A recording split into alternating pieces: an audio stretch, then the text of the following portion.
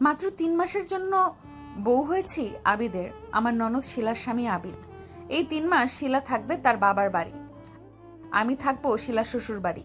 একজন নারীর জন্য এটা কতটা লজ্জার তা কেবলমাত্র এমন পরিস্থিতির শিকার হওয়া নারীটাই অনুভব করতে পারবে। আবিদের কাছে আমাকে জোর করে বিয়ে দিয়েছে আমার শাশুড়ি ও আমার স্বামী ফয়সাল। মা ছেলে কৌশলের আশ্রয় নিয়েছে। ফয়সালের সাথে আমার প্রেমের বিয়ে ছিল। আমাদের দীর্ঘ 3 বছর প্রেম ছিল। তারপর 2 বছর সংসার করেছি। তুমুল প্রেমের স্রোতে ভেসে যেতে যেতে ফয়সালকে ভুলভাবে চিনেছি। অতিরিক্ত আবেগ মানুষকে ভুল পথে আর ভুল সিদ্ধান্ত নিতে প্রবলভাবে প্রশ্রয় দেয়। ফয়সালদের তুলনায় আমাদের অর্থনৈতিক অবস্থা অনেক খারাপ, বলা যায় নিম্ন মধ্যবিত্ত। এসব ফয়সাল প্রেমে শুরু থেকেই জানতো। বরং আমি হীনমন্যতায় ভুগলে এসে বকা দিত, বলতো, একজন মানুষের চেয়ে অন্য কিছু কখনোই বড় হতে পারে না। আমার জন্য তুমি পারফেক্ট, তুমি ইম্পর্টেন্ট। ঝামেলার দানা বাঁধতে শুরু করে ঠিক তখন থেকে, যখন ফয়সালের মা বুঝতে পারলো ছেলের শ্বশুরবাড়ি থেকে আশানুরূপ উপহার সামগ্রী পাচ্ছে না প্রতি সিজন হিসাবে। বিয়ের শুরুতেও তিনি ভারী নারাজ ছিলেন। ছেলের মুখের দিকে চেয়ে পরে রাজি হয়েছেন। রাজি নয় ঠিক, নিমরাজি বলা যায়। এদিকে আমিও কিন্তু বাবার এই অক্ষমতা ঢাকার আপ্রাণ চেষ্টায় নিমগ্ন থাকতাম ভোর থেকে নিশি অবধি।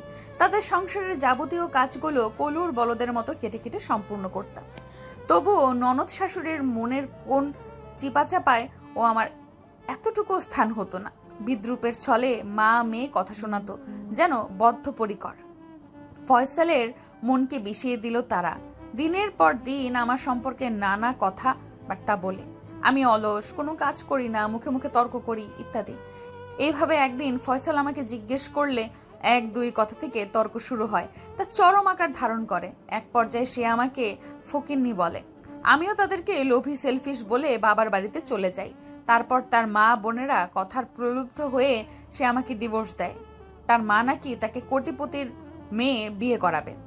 উপস্থিত ঘটনার আকস্মিকতায় আমার গোটা পৃথিবী দুলতে লাগলো, ঝড়ো হাওয়ায় দুলতে থাকা বৃক্ষের ন্যায়। সামান্য তুচ্ছ বিষয়কে ইস্যু করে ফয়সাল এমন ভয়ানক সিদ্ধান্ত নিতে পারে তা আমার কল্পনারও বাইরে ছিল। যদিও অনেকটা মা বোনের রোষানলে পড়েই সে এমন করতে বাধ্য হয়েছে, তবুও মানা যায় না সে কেবল পুরুষ। কেমন ব্যক্তিত্ব তার! নিজের উপর সেদিন থেকেই এক দড়িয়া ঘৃণা। কেন বাবা মায়ের অমতে নিজের পছন্দে বিয়ে করেছিলাম। 6 মাস কেটে গেল।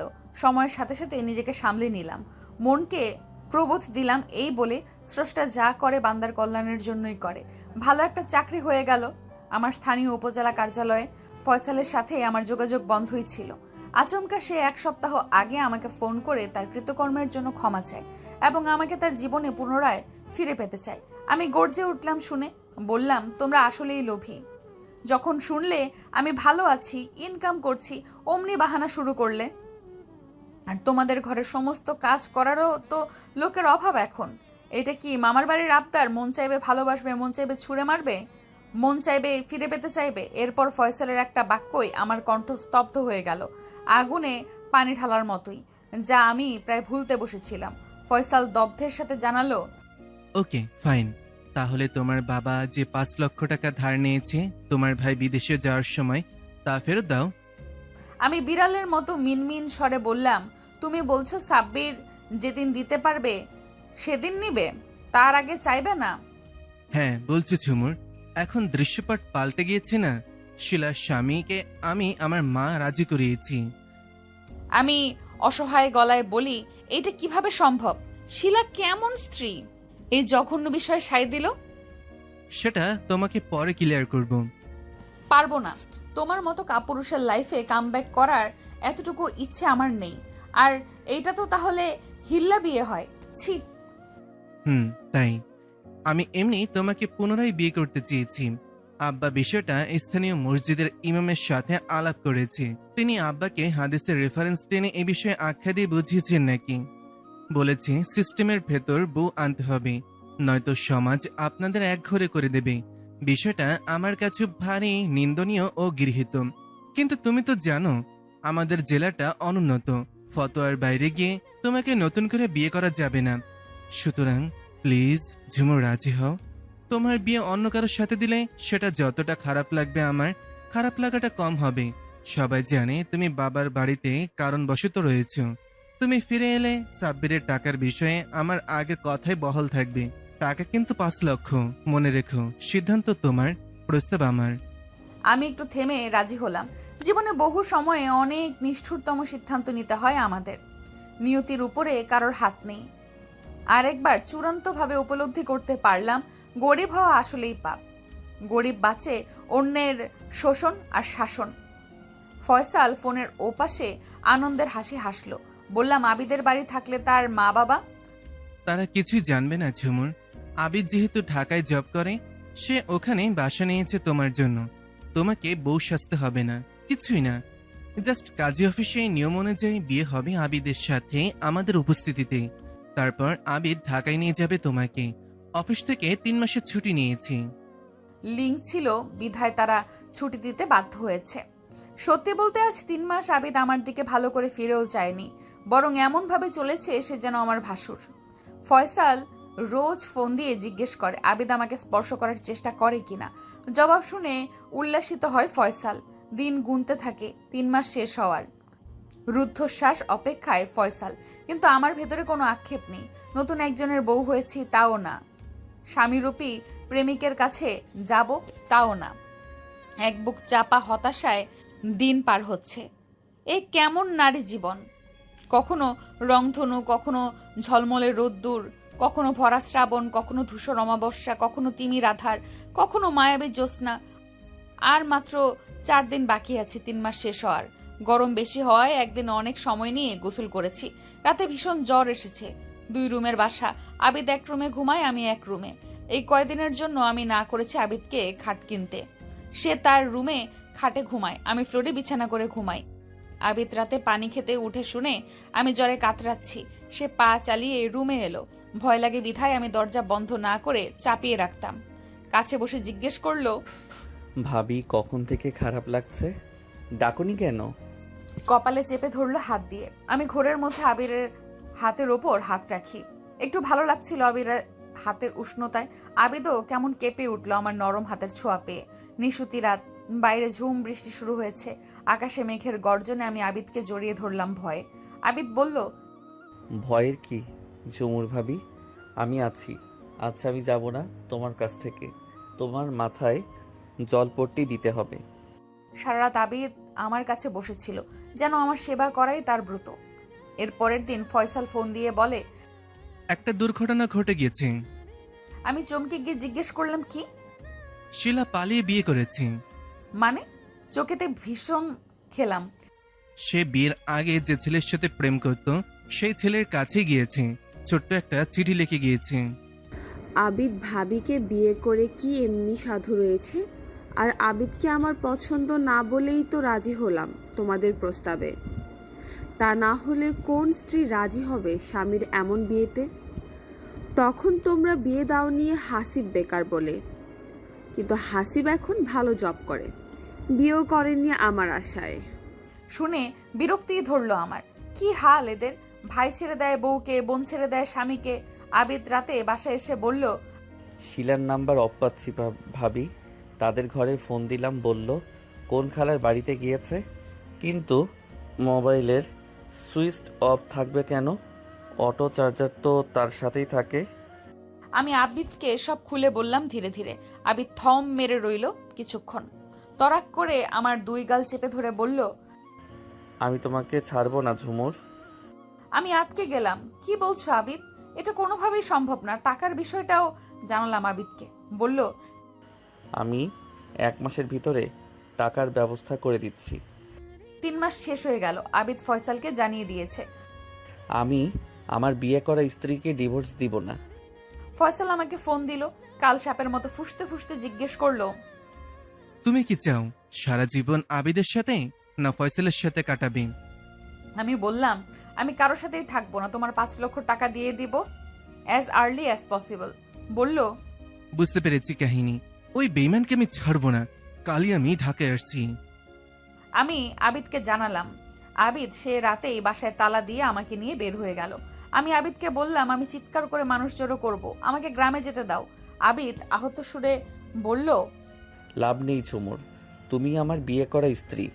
এই কয়দিনে তোমাকে ভালোবেসে ফেলছি, তোমাকে নিয়ে ভালো থাকবো আমি। এই কয়দিনে আমাকে চিনতে পারোনি ঝুমুর? ব্যস্ত শহরে মানুষজন দালান কোঠার পেছনে ঠেলে গাড়ি গর্জন রাস্তা ধরে এগিয়ে চলছে সাই সাই করে। আবিদ উচ্ছ্বাসিত আমার হাত ধরে বসে আছে। ভাবছি, হায়, আমার জীবনটা বুঝি ফানুসের মতোই উড়ে গেল। পথ চলায় স্থানে স্থানে আটকে যাচ্ছে, এর হাতে ওর হাতে। আমি ক্লান্ত, অবসন্ন, মলিন মুখে নরম করে জানতে চাইলাম, আবিদ কোথায় নিয়ে যাচ্ছ আমাকে? আবিদ আমার কপাল থেকে চুলগুলো কানের পাশে গুজে দিতে দিতে বলল, সিলেট যাচ্ছি আপাতত। গন্তব্যহীন গন্তব্যই হবে আমাদের ঠিকানা। মানুষ চায় এক, পায় আরেক, ভাবে এক, হয় আরেক। আর এই নিয়েই আমাদের ভালো থাকতে হয়, বেঁচে থাকতে হয়। আবিদের কথাগুলো শুনতে ভালো লাগছে না, তাই কোনো প্রতিক্রিয়ায় ব্যক্ত করিনি। মন ভালো না থাকলে ভালো কথাও তেতো লাগে শুনতে। আচমকা কি থেকে কি ঘটে গেল। এক আকাশ বিষণ্ণতা নিয়ে গাড়ির কাচের ভেতর দিয়ে বাইরে চেয়ে আছি। দৃষ্টির সীমানা অতিক্রম করছে কত কত চেনা অচেনা দৃশ্য। নিজেকেও এখন এই চেনা অচেনা লাগছে। মাঝপথে গাড়ি থামালো আবিদ। নেমে গিয়ে একটি ফাস্টফুড দোকানে ঢুকলো। একটু পর ফিরে এলো, হাতে একটি মিনারেল ওয়াটারের বোতল, আরো কিছু শুকনো খাবার হাতে। আমি অন্যমনস্ক হয়ে আছি, আমার হাতে মৃদু চাপ দিল। আমি নাটের পাওয়ায় ভান করে আছি। একটু টান দিল হাতে। আমি ঘাড় ঘুরিয়ে চাইলাম। আমার হাতে কেকের বক্স, তেঁতুলের আচার, বিস্কুটের প্যাকেট ধরিয়ে দিয়ে বলল, ঝুমুর, খেয়ে নাও যেটা ইচ্ছে। আমি খাবারগুলোর দিকে চেয়ে আছি। এই ভ্যানিলা কেক ছোটবেলা থেকেই আমার ভীষণ পছন্দ, ঠিক তেঁতুলের চাটনিও। আবিদ কিভাবে বুঝলো? না, এটা কাকতালীয় ভাবে মিলে গিয়েছে, জাস্ট এই। কিন্তু আমি খাবো না, খেতে ইচ্ছে করলেও খাবো না। আবিদ আর আমার মাঝখানে সব খাবারগুলো রেখে পুনরায় বাইরে চেয়ে আছি। আবিদ এবার মন খারাপ করলো। অচেনা ড্রাইভার তাই বিশেষ ঘটালো না আমাকে, শুধু আমার মুখপানে অনিমেষ চেয়ে রইল কিছুক্ষণ। সিলেট চলে এসেছি। গাড়ি থেকে নামলাম। আবিদ গাড়ির ভাড়া মিটিয়ে দিল। একটা রিক্সা ডেকে আমাকে নিয়ে উঠল। আমি এখানে নিশ্চুপ। ঘটনার আকস্মিকতায় আমি নির্বাক, হতবিম্বল। চাইলেও মুখ দিয়ে কোনো শব্দই বের হচ্ছে না। অপ্রত্যাশিতভাবে পাওয়া কষ্টগুলো দলা পাকিয়ে গলায় আটকে আছে যেন। রিক্সা একটা হোটেলের সামনে এসে থামলো। আবিদ আমাকে নামতে বলল। নামলাম।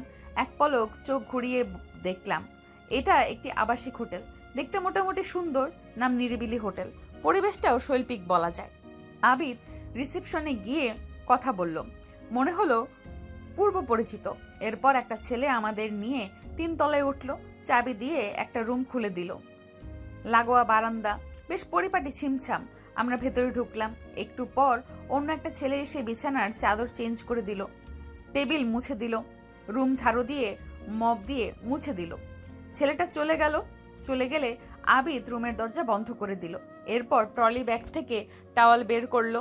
তারপর ওয়াশরুমে ঢুকে ফ্রেশ হয়ে বের হয়ে এলো।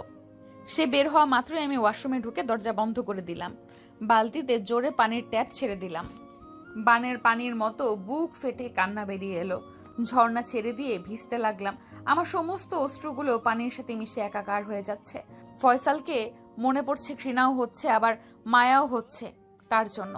তার রাগ আর অহমিকার পরিণতি এতটা নিষ্ঠুর হবে ভাবতেও পারিনি। মরে যেতে ইচ্ছে করছে। ভিজতে ভিজতে সারা শরীরে কাঁপুনি ধরে গেল। বেশ সময় পার হয়ে গেলেও আমি বের হচ্ছি না দেখে আবিদ ওয়াশরুমের দরজায় টোকা দিল। আমি ভেতর থেকে কোনো কথা বলছি না। এবার জিজ্ঞেস করলো কোনো সমস্যা কিনা। আমি ওয়াশরুমের দরজা খুলে দিলাম। আবিদ আমাকে দেখে রোষপূর্ণ গলায় চেঁচিয়ে উঠল, ঝুমুর, তুমি এভাবে কাঁদছো কেন? তোমার চোখ কি লাল হয়ে গিয়েছে নেশাখোরের মতো? আর এত সময় ঝর্ণার নিচে দাঁড়িয়ে এমন ভিজে চুপসে গেলে কেন? আরে তুমি তো ঠকঠক করে কাঁপছো, সমস্যাটা কি তোমার? জামা কোনটা দিব? আমি কিছুই বলছি না, ঠায় দাঁড়িয়ে আছি দাঁড় কাকের মতো। আবিদ নিজেই ব্যাগ থেকে একটা সুতি ড্রেস বের করে দিল, টাওয়েল সহ। আমি দরজা বন্ধ করে ড্রেস চেঞ্জ করে বের হলাম। রুমে সিঙ্গেল 2 বেড। আমি একটাতে গিয়ে হাঁটু ভাঁজ করে শুয়ে গেলাম। বুঝতে পারছি না, কাঁপছি ভেজা বেড়ালের মতো। আবিদ চোখ মুখ খিচে আমার দিকে চাইলো। রুম থেকে বের হয়ে গেল। আমি একইভাবে শুয়ে আছি। বেশ কিছু সময় পরে আবিদ ফিরে এলো, হাতে কিছু জিনিসপত্র টেবিলের উপরে সব রাখলো। একটি সরিষার তেলের বোতলের ছিপি খুলে তার হাতে একটু ঢেলে নিল, আমার হাত টেনে নিল। আমি তার হাত সরিয়ে দিলাম এক ঝটকায়, নিজেই হাতে পায়ে তেল মালিশ করলাম। তেল দেওয়াতে হাত পা এখন একটু উষ্ণতা ছড়াচ্ছে। ক্ষুধায় মরে যাচ্ছি, ভীষণ কাহিল লাগছে। আবিদ দুটো প্যাকেট আমার সামনে রাখলো বিছানার উপরেই, নিচেই পেপার বিছিয়ে নিল। প্যাকেট খুলে এক প্যাকেট আমার দিকে দিয়ে, খাও, বিফ তেহারি এনেছি। এই যে লেবু, পেঁয়াজ, শসা, কাঁচামরিচ আছে, সব চেয়ে এনেছি তোমার জন্য। ভাবছি বিফের যে কোনো কিছুই আমার দারুণ ভালো লাগে। আবিদ কিভাবে বুঝলো আমি খাচ্ছি না দেখে রেগে গেল। প্লিজ ঝুমুর, খাও, খুব বাড়াবাড়ি করছো অহেতুক। তুমি যা চাও তাই হবে, প্রমিস। এখন খাও, নিজের কি হাল করেছো আয়নায় দেখে নিও। পুরো প্যাকেট খেয়ে নিলাম, একটু আরাম বোধ করছি, কিন্তু শরীর খারাপ লাগছে। হাত ধুয়ে আবারও হাঁটু ভাঁজ করে শুয়ে গেলাম। কখন চোখে রাজ্যের ঘুম নেমে এলো টের পাইনি। ঘুম ভাঙার পর দেখি আবিদ আমার গায়ের উপর পাতলা একটা কাঁথা। আবিদ কি আমাকে জয় করার আপ্রাণ চেষ্টা করছে? কিন্তু সে জানে না আমি কোন ধাতুর তৈরি, সহজে গলানো দুষ্কর। পাশের বেডে নজর ফেলতেই দেখি আবিদ নেই। বারান্দা থেকে তার গলার আওয়াজ শোনা যাচ্ছে, ফোনে কথা বলছে। মনে হলো আমার ও বাড়িতে ফোন দেওয়া জরুরি। বাবা মাকে সব জানাতে হবে, প্রবাসে থাকা ভাইয়াকেও সব জানাতে হবে। আমার একমাত্র আদরের ছোট ভাই রাসেল, যার জন্য রাজি না হয়ে হতে হলো এই বিয়েতে। গত রাতেই মোবাইলে সুইচ অফ করে রেখেছি, সুইচ অন করলাম। কয়েকটা মেসেজ চোখে পড়লো। মেসেজ না পড়েই মাকে ফোন দিলাম, বিস্তারিত খুলে বললাম। মা বিষাদ কণ্ঠে সান্ত্বনা দিলেন। মারে, কপালের লেখার উপর কোনো হাত নেই। যেহেতু শিলা চলে গিয়েছে, আদিত্য যাকেই হোক বিয়ে করত। আর যেখানে তুই বলেছিস এত মায়া যত্ন ফয়সালের কাছে পাসনি, তাহলে আদিবের সাথে সারা জীবন থাকতে পারিস।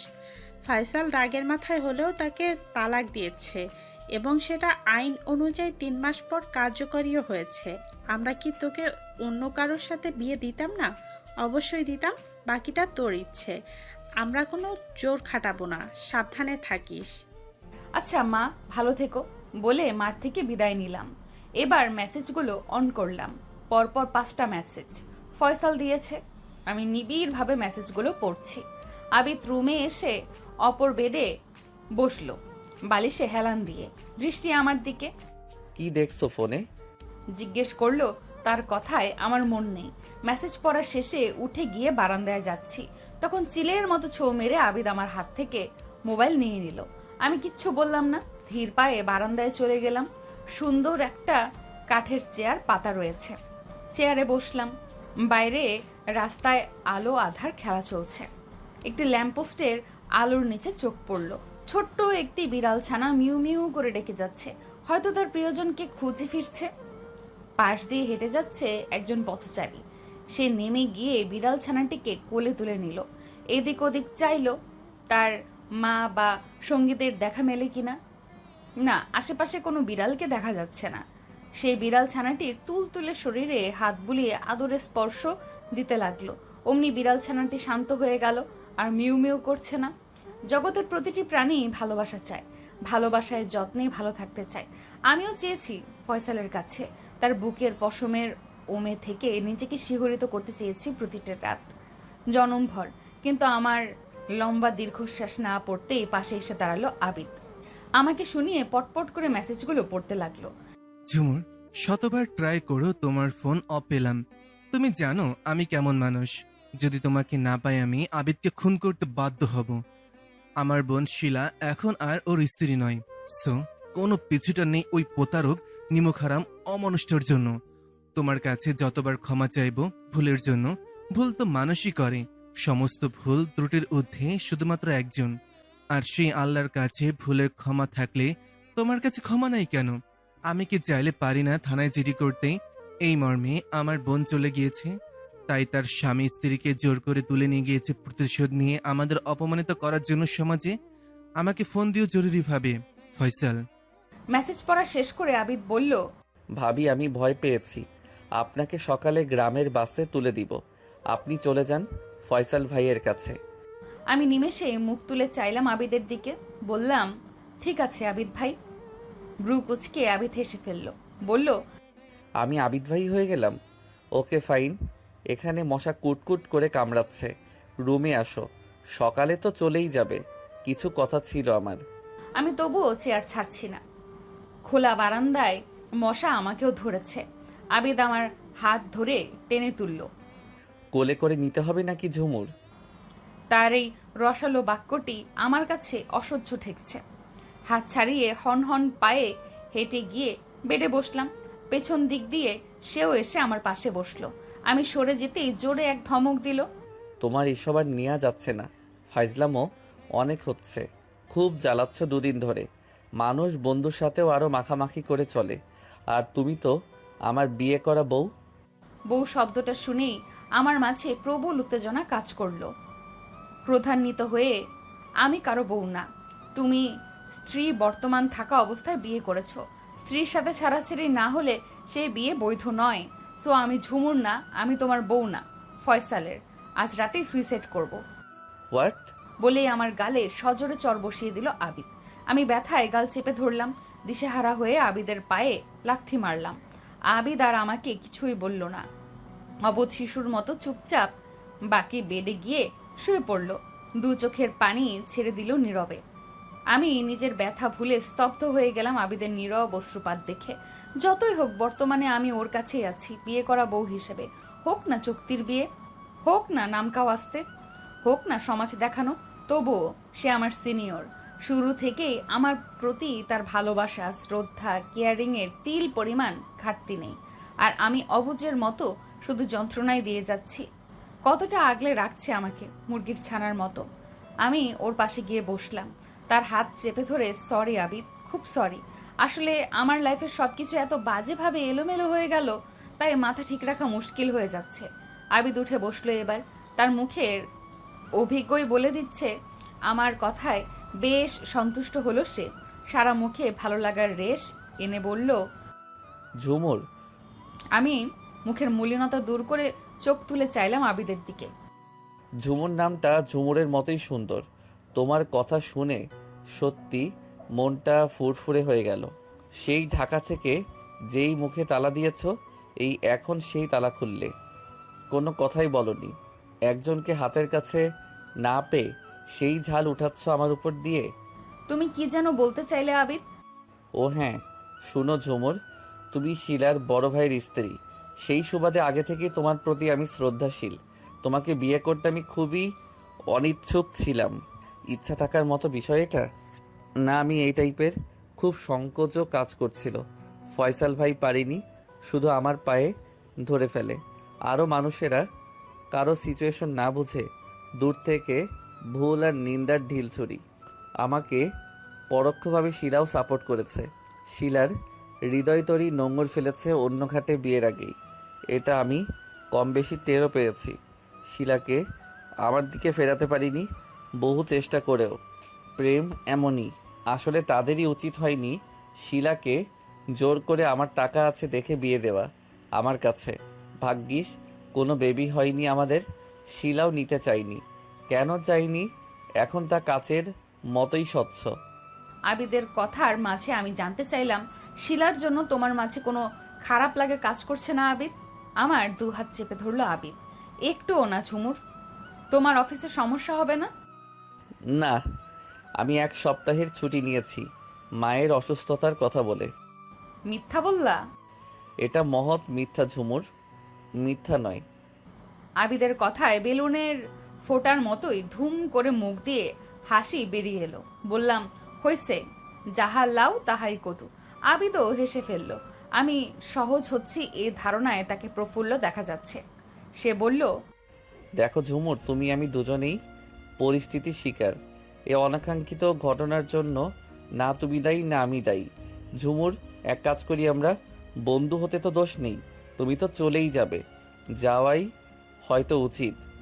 তোমার first love, first feelings, first touch, first romanticism, first বাসর। আমি কেঁপে গেলাম। খুন করে ফেলবো আবিদ, গরম তেলে জল ঢালতে এসো না। ওরে বাহ, খুব লাগলো বুঝি। খুন কি আর করবে সখী? খুন যে হয়ে গেছে আমি সখা। ফয়সাল যেগুলোর জন্য ফিরে পেতে চাই, সেই একই কারণ আমার মাঝেও কি সৃষ্টি হয়নি এই 3 মাসে? আমি পুরুষ, তবে নেহাত ভদ্র পুরুষ, নইলে। আমি বিব্রত বোধ করছি দেখে কথার বাঁক ঘুরিয়ে ফেললো আবিদ। ঝুমুর, তুমি যখন যেতে চাইবে তখনই যেতে পারবে। আমার মনটা খোলা আকাশের মতোই, ইচ্ছে মতোই অবাধে ডানা মেলে উঠতে পারো। সিলেটে দেখার মতো মনোরম স্থান একাধিক রয়েছে, চাইলে আমি তোমাকে এসব স্থানে নিয়ে যেতে পারি দেখার জন্য। চলে গেলে তো চলেই গেলে। আবিদের কথা শুনে মনের ভেতরে অফুরন্ত ভালো লাগা উকি দিল, ভোরের উদীয়মান সূর্যের ন্যায়। সিলেট আমার পছন্দের একটি জেলা। একমাত্র এই সিলেট জেলার লোকাল ভাষাটাই আমি বেশ এনজয় করি। অনেক দিন ধরেই ইচ্ছে ছিল সিলেট ঘুরতে আসব। ফয়সাল সহ আসার কথা প্রায় চূড়ান্ত হয়েছিল, কিন্তু আসলাম ঠিকই, ঘুরবো ঠিকই, কিন্তু ফয়সাল নয়, অন্য কারো সাথে। ভাগ্যই যেন কিছু মানুষের জীবন নিয়ে হাসি ঠাট্টা করে, বড় সুখ বোধ করে। আমি বরাবরই ভ্রমণ বিলাসী। সিলেট এসে দর্শনীয় জায়গাগুলো না দেখে চলে গেলে মনটা উচ্চাটন করবে খুব। এই লোভ সংবরণ করা অসম্ভব আমার পক্ষে। কি ব্যাপার ঝুমুর, আনমনে হয়ে গেলে মনে হয়? ঘুরতে যাবে না কালই চলে যাবে? সিলেট ঘোরা শেষ করে তবেই চলে যাব, মুখ নামিয়ে উত্তর দিলাম। এই তো, গুড গার্ল, গুড ডিসিশন নিয়েছ। আমাকে বন্ধু ভাবো, দেখবে আর আড়ষ্টতা কাজ করছে না তোমার মাঝে। না এতেও আপত্তি তোমার? আমি বুঝি না, যখন তোমার ননদের হাজবেন্ড ছিলাম তখন কিন্তু তুমি আরো ইজি হয়ে আমার সামনে আসতে, মিশতে, হাস্যোজ্জ্বল মুখে সারাক্ষণ খুনসুটি করতে আমার সাথে। এখন শুধু জোকের মতো কুচকে কুচকে থাকো। কারণটা কি খোলাসা করবে ঝুমুর? আমি প্রসঙ্গ বাদ দিয়ে বললাম, কাল ঘুরতে নিয়ে যাবে? আর সিলেটে মনে হয় তুমি আরো এসেছো। শুরুতেই বলছি, তুমি যা চাইবে ঠিক তাই হবে। কারো মনের উপর আমি জোর খাটাই না, সারাশির মতোই। দেখো না, শিলাকে ফিরিয়ে আনার কোনো ইচ্ছেই আমার নেই। কালই নিয়ে যাব তোমাকে। অফিসের কাজে সিলেট আমার প্রতি মাসে আসতে হয়, প্রায় এই হোটেলে উঠিয়ে এদিকে আসলে। ফয়সাল জানবে না তুমি আমাকে নিয়ে সিলেট আসছো? একদম না, এই জন্যই তো সিলেটে আসা আপাতত। আর শিলার সাথে তোমার ডিভোর্স হওয়া দরকার না, যেহেতু ফিরিয়ে আনবে না। হা হা করে আবিদ প্রাণ খোলা হাসি ছাড়িয়ে দিল। শিলা আমাকে ডিভোর্স দিয়ে দিবে নিশ্চিত, আমার দিতে হবে না। ও আচ্ছা, তাহলে তুমি বিয়ে করবে না? অবশ্যই করব। তোমাকে ডিভোর্স দিয়ে তার 90 দিনের মধ্যে কার্যকর হলে তারপর করব আস্তে ধীরে। এত তাড়া নেই। বিন্দাস হয়ে হাওয়া খাবো পাক্কা 1 বছর। হো হো হো, চাইলে সে 1 বছর আমার সফর সঙ্গী হতে পারো। একদমে বললাম, নো নিড। জীবন নিয়ে তামাশা অনেক হয়েছে। আমার নতুন চাকরি, আলতাফ সচিব আমার কাকা হয়। বাবা ওনাকে বলে ছুটি নিয়ে দিয়েছে। সামনের সপ্তাহ থেকে অফিস যেতে হবে। আর আমাকে ডিভোর্স দেওয়ার প্রয়োজন নেই, কারণ কাজী অফিসে বিয়ে পড়ানোর সময় সবাই মিথ্যা বলেছে যে তুমি ডিভোর্সড। বাট সত্যিটা তো আমরা জানি। আরে ঝুমুর, তোমার মাথা পুরাই গেছে। কি আবল তাবল বলছো? সেটা বলছে এজন্য যে কাজী বেটা কেন, কি হয়েছে? নানা কাহিনী করবে। আমাদের নবীও তো স্ত্রী থাকাকালীন একাধিক বিয়ে করেছে, বরং শিলার বিয়ে অবৈধ। আমি কি সিম্পল বিষয় জানি না? আমি ইচ্ছে করেই এটা বলছি, একটা কারণে। বুঝতে পেরেছি, ফাঁকিবাজির ধাক্কায় আছো। আচ্ছা, তোমার অফিস বের করতে কতক্ষণ ফয়সাল ভাইয়ের ঝামেলা করবে না? আমি তার স্ত্রী নই এখন। নারী হয়রানির মামলা দিয়ে দিব ঝামেলা করলে। তার মেসেজ কতটা বিধ্বংসী দেখলে বোঝাই যায় বুকের পাজরে তোমার জন্য উথাল পাতাল মধু মধু প্রেম। রাগে চুল ছিঁড়তে মন চায় তোমার কথা শুনলে। ঘোড়ার ডিমের প্রেম। অনেক রাত হয়েছে, ঘুমাবো, ক্লান্ত লাগছে। দুজন 2 বেডে ঘুমিয়ে পড়লাম। এই কয়েকদিনে আবিদকে দেখেছি, অবলোকন করেছি খুঁটিয়ে খুঁটিয়ে। চোখ বন্ধ করে বিশ্বাস করা যায় আবিদকে। নিশ্চিন্তে ঘুমিয়ে পড়লাম কাঁথা মুড়ি দিয়ে। পাখি ডাকা ভোরে ঘুম ছুটে গেল। আবিদ অঘরে ঘুমাচ্ছে। আমি আড়মোড়া ভেঙে বারান্দায় গিয়ে বাইরে চোখ মেললাম। কিছুই ভালো লাগছে না। চারপাশকে ভীষণ পানসে আর নিরানন্দ লাগছে। নিজের মনের ভুবনে রং না থাকলে বাইরের সব রং কেউ বিবর্ণ ধূসর মনে হয়। ফোন আসার শব্দ হতেই রুমে গিয়ে ফোন রিসিভ করলাম। মায়ের ফোন। হ্যালো মা বলতেই